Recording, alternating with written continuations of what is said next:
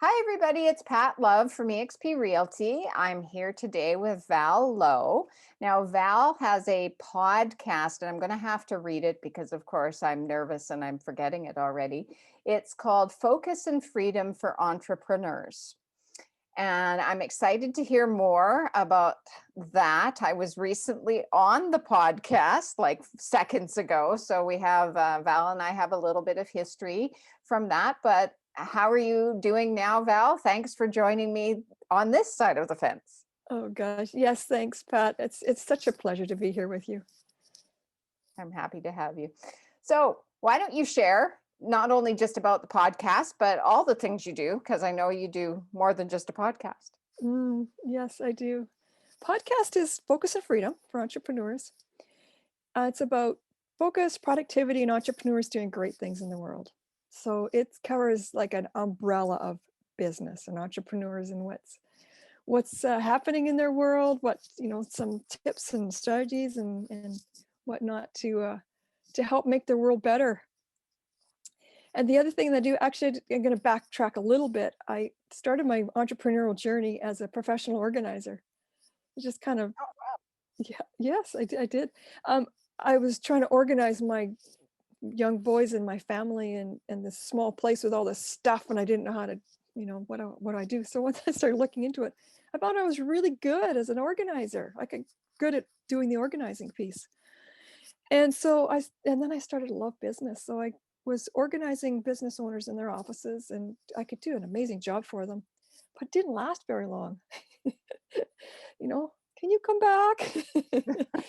Well, that's better than it lasting because I mean, Yeah. the job goes away. Yeah. And so I started down that path of focus and productivity, and I became a coach and got lots of certifications behind me that supports that. So up until last year, I was doing productivity and efficiency and those kinds of things for entrepreneurs. And I shifted to clarifying your message, clarifying your brand, finding the personality of your brand, and then moving people into one place platform where they could actually have that communication and have more time to do what they do best. So I really, what I'm doing now is always that foundational, that structure, that foundation at the foundation of your business, and getting those systems and processes and workflow in place. But then how do we magnify your brand? Like, how do we take that and get it out there so people understand you, see you, and want to work with you? So that's what I'm Oh, doing business wise. That's what I'm doing.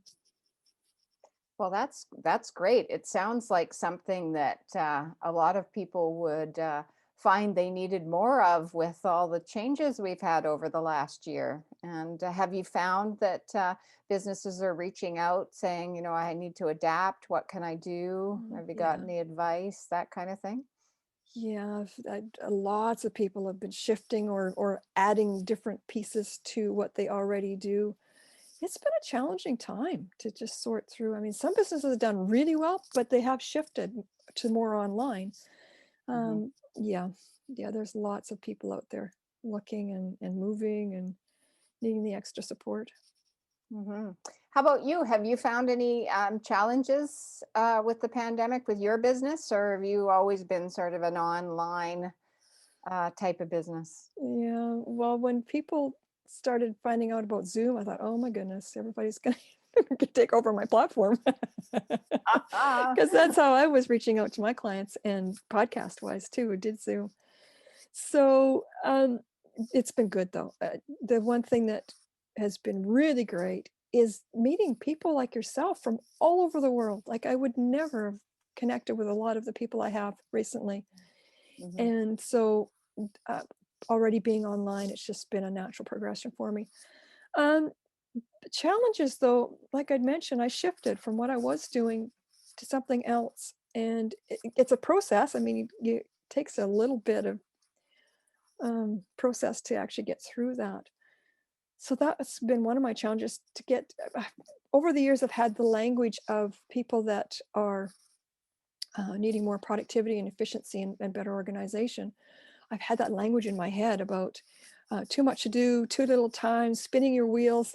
So I think the Hmm. biggest challenge for me was to start hearing the message that people say, when they need to get out there and be seen bigger in the online space, or even physical space when we get to that.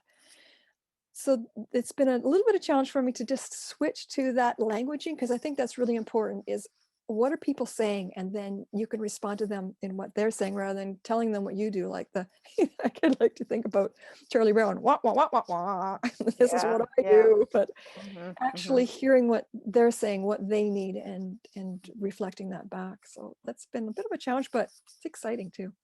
Yes, yes. Well, challenge often is. You maybe not feel like it right at the beginning, but there's some good parts of it. So I've got a two-part question for you, and don't be scared. First part is, what sort of advice would you like to share with newer entrepreneurs?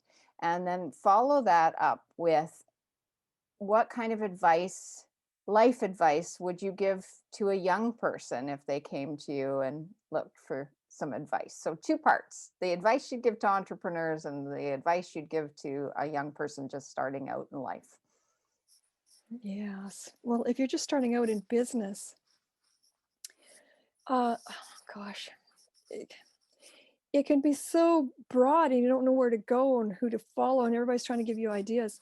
To get into a couple of really strong entrepreneurial programs or communities, and there's some really great ones out there.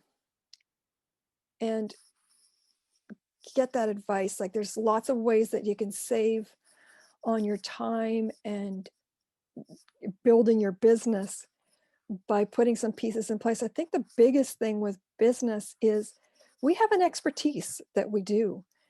And yours may be real estate. I know you were a hairdresser. Those are the things that we do really well. We like doing those things. But when we put that with business, now we've got this whole other model, this thing about, you mean I got to manage all of that? I got to Yeah. keep track of my money and send out invoices and all those pieces that we normally don't do.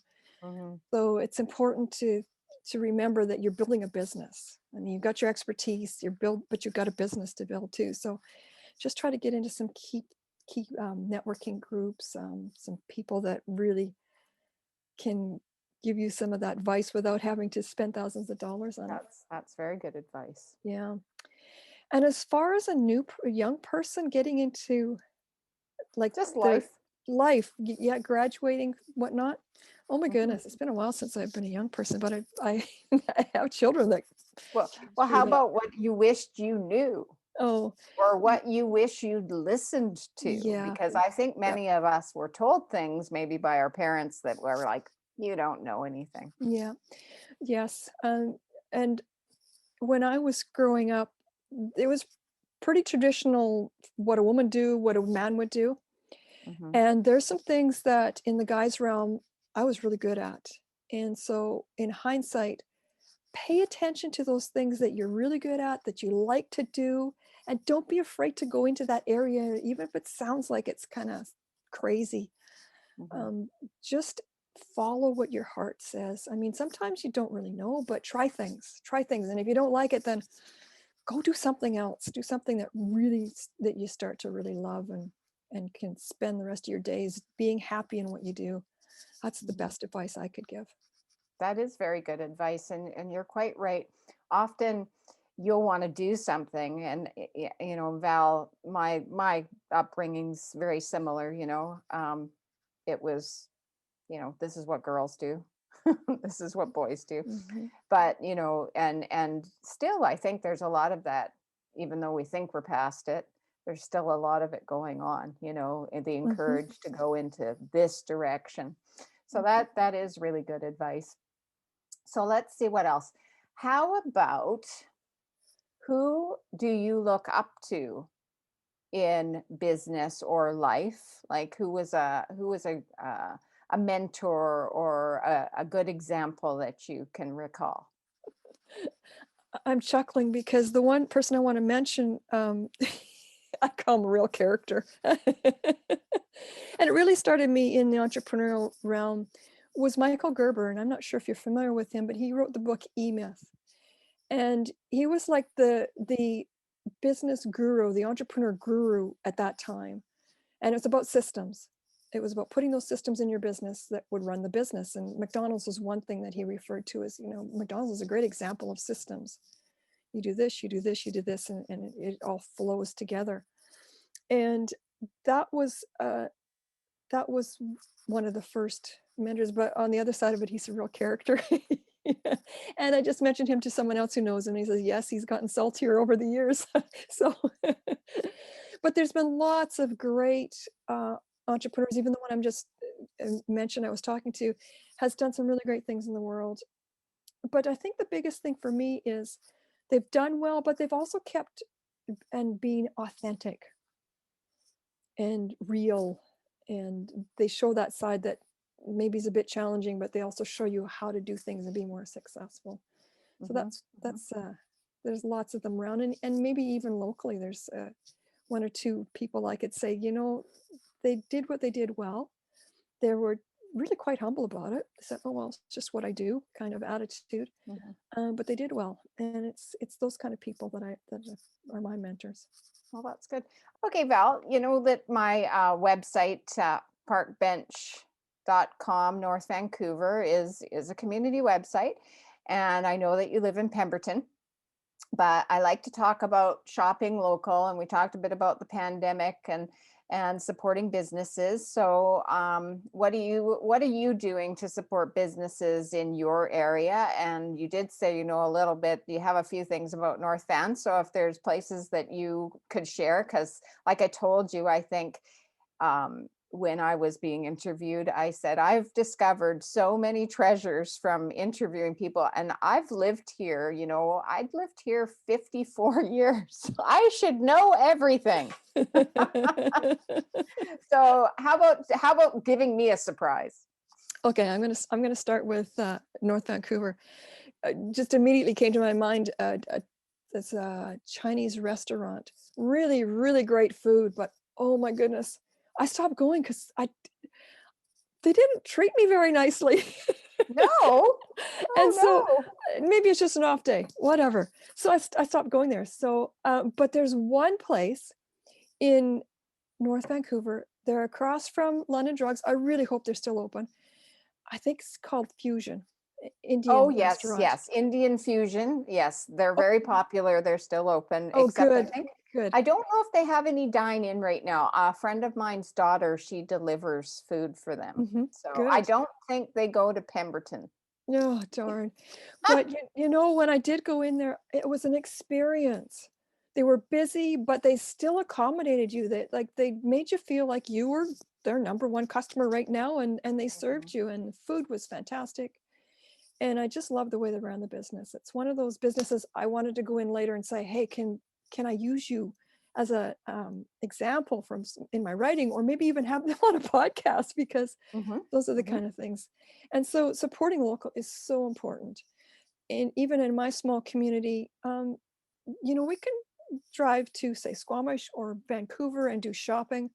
But now with the pandemic, we're doing a lot of stuff closer to home. And it's just, for me, is becoming more and more important to support our locals, because I go into the grocery store and I probably know half of the people that are shopping.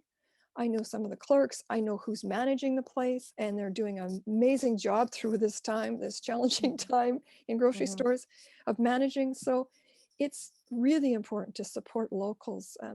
They're locals. It's our community, and it's important to do that.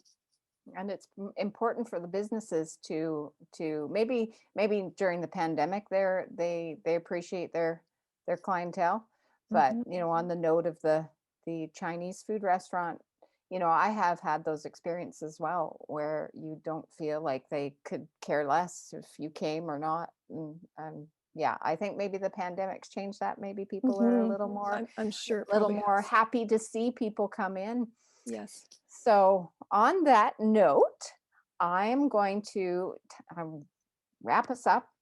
I'm going to thank Val very much for taking the time to talk to me. It was great fun, both podcast and interview, lots of fun. I like to say that for all you entrepreneurs out there, if you are, and I took this from Val's website, if you are unfocused and overwhelmed, maybe reach out to Val and then you can become focused and productive. So I will provide Val's website at the end of our interview here, so that if people want to reach out to Val, if they're looking for some support as entrepreneurs, I'm sure she'd be happy to hear from you. Great. Thanks, Val. Thanks, Pat. Been a pleasure.